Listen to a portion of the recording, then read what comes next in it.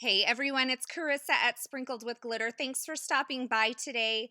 Today I'm going to be sharing some cards I made about a week or so ago. I shared them on Instagram using this Concord and Ninth Being Classy stamp set and coordinating dies. I just love these brush script sentiments, and the dies coordinate so beautifully. You guys are going to be amazed. When I die cut these sentiments, you're going to be blown away. But today I really wanted to talk to you about adding some hand painted or hand watercolored elements to your card. Now, there's nothing terribly difficult about adding hand painted elements to your card, but it is one of those things that you kind of have to let go of perfection and just really go with the hand painted, handmade, organic look. And I will be the first to admit that I have the hardest time letting go of perfection. So you're seeing me here. I'm just using a brush from a Ranger watercolor brush set. I will link that in the description below as well as over at my blog.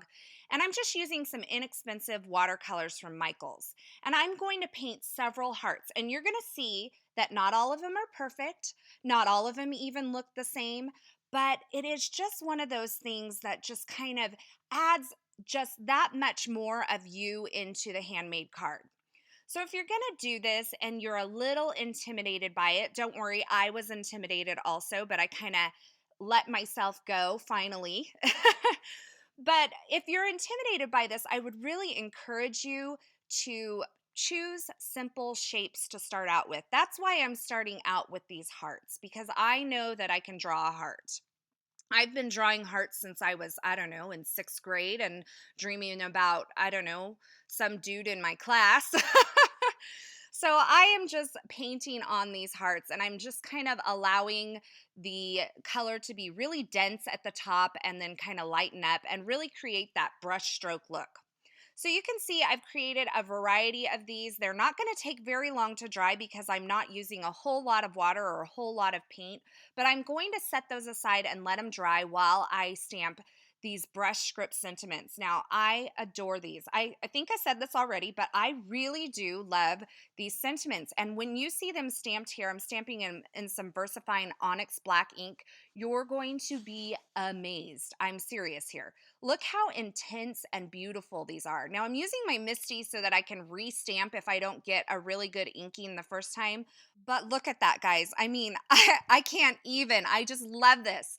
And so I'm going to move my paper up and I'm going to continue to stamp this sentiment all the way down the cardstock. I'm just using a quarter sheet of Nina 80-pound solar white cardstock, and I'm going to fill this sheet with these sentiments. Now, the dies cut really close to the sentiment, so I can actually stack up quite a few of these on this quarter sheet of cardstock and get several sentiments out of it. And because I went ahead and just kind of painted so many of those hearts, I'm going to cut these out. I'm not even counting how many I need. I'm just going to fill it up, cut them out, and if I have extras, I'll just set them aside for a project in the future. So I've stamped a bunch of those kind sentiments, and now I'm stamping the thoughtful as well. I'm doing the same thing with that VersaFine Onyx Black ink.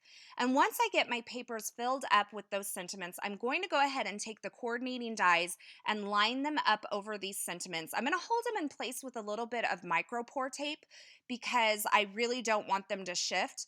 And I'm just going to kind of get right on top. These go kind of just right around those sentiments. They snuggle up real nice.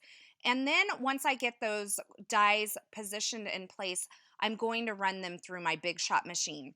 Now, can I just tell you guys the real story behind these cards? And you may have seen it on Instagram, but this was a Saturday. I had a little extra time. I didn't have anything planned, which is unusual for me. I went into my craft room thinking, I am just going to play. I'm not going to create any cards.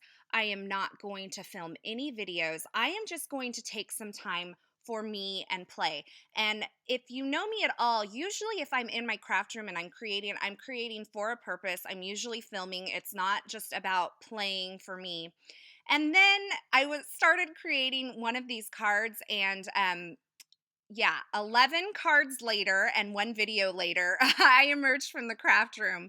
So sometimes it's great to just get in that craft room and start playing if you're not feeling inspired, because I wasn't necessarily feeling inspired that day to create something specific, but just get in there and start playing. Don't go in with the mindset that you're going to create something. Just go in there and start playing, and you'll be surprised at what comes out of that play session.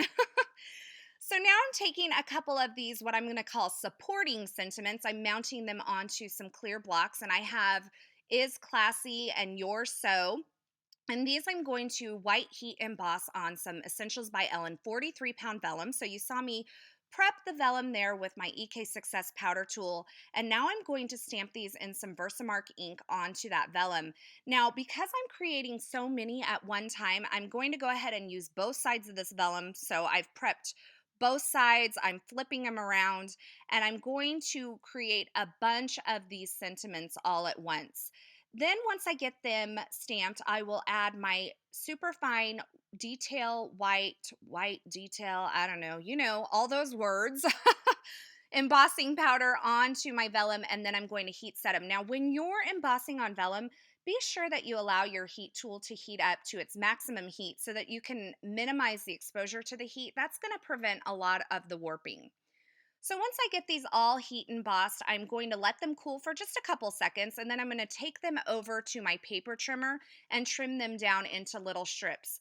Now, I kind of stamped them in the middle because I wasn't sure exactly how those die cut sentiments were going to line up, so I allowed myself some fudge room either way on those sentiment strips. Now I'm taking the watercolor pieces, they've gone ahead and dried, and I'm just going to trim these down a little bit. I want those hearts to kind of bleed off of that right edge of the paper. And so because I didn't paint them all that way, you see the entire heart there. I don't want the entire heart. I want it to bleed off the page. Because I didn't paint them that way, my brush was kind of catching on the edge of the cardstock as I was trying to do that. I'm going to go ahead and just trim these down. I think I ended up trimming off, I don't know, 5/8 total maybe from the entire thing. I'm not real sure, but you can kind of just eyeball it. And then I'm going to go ahead and attach these die cut sentiments to the white heat emboss sentiments. So I'm just using a little Zig 2-way glue pen.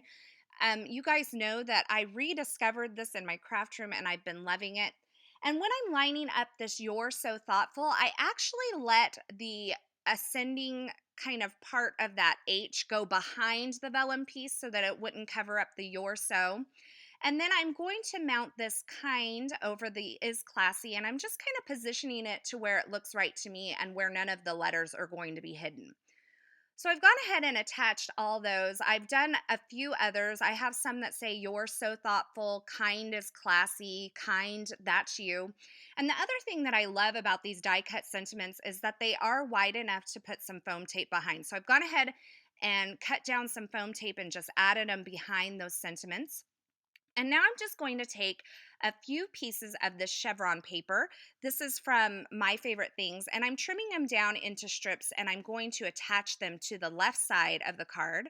So I'm just adding a little tape runner adhesive behind on that left edge behind, and then I'm going to attach the chevron pieces just right along the side. It's just going to bring in another pop of color and add a little detail to the side of the card and really just make this feel complete and not too white. For the teal ones, I actually decided that I didn't like the teal cardstock with the teal heart. It just wasn't quite the same hue. So I went ahead and decided to use the gray chevron. But look at how well this kind of corally red matches up. I was blown away by the match in those colors. So I'm going to go ahead and get all those mounted. I'll trim them down. And then once I've got my vellum pieces attached to my die cut sentiments, I'm going to go ahead and trim the ends into a banner end. So I've just cut up the center and then from each corner to the center slit that I created. Now on some of these, I wanted to add a little bit of shimmer to the sentiment. So I'm just taking my clear Wink of Stella glitter brush and going over those.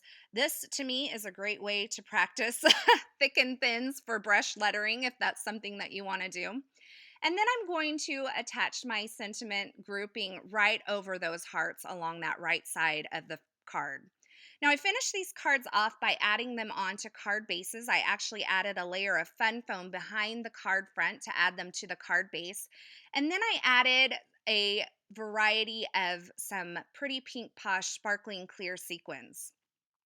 Now I had a few left of these thoughtful, but I didn't have any of the embossed sentiments to go with it. So what I'm going to do is just line up that sew part, and I'm just going to use my Misty to kind of get that in the right place, and I'm going to stamp that right onto the card front, and then I can attach the thoughtful right below it, and then I kind of have a little bit different variation. So as you're making several of these cards, if you're kind of getting bored with doing the same thing, kind of change up the arrangement a little bit and just give yourself kind of a fresh look at the same card. So here's a look at several of the card projects that I created during this crafty session. I really hope that these projects inspire you to kind of just let go of perfection and add some hand painted elements to your cards in the future. It really does add a very special piece of yourself that stamping and die cutting just can't capture. As always, I will have links to the featured products in the description at YouTube and a full list of products over at my blog at sprinkledwithglitter.com, where you can find more still shots and more information. I hope you enjoyed this video. If you did, be sure to subscribe and give me a thumbs up. And until next time, I hope you have a fabulous day.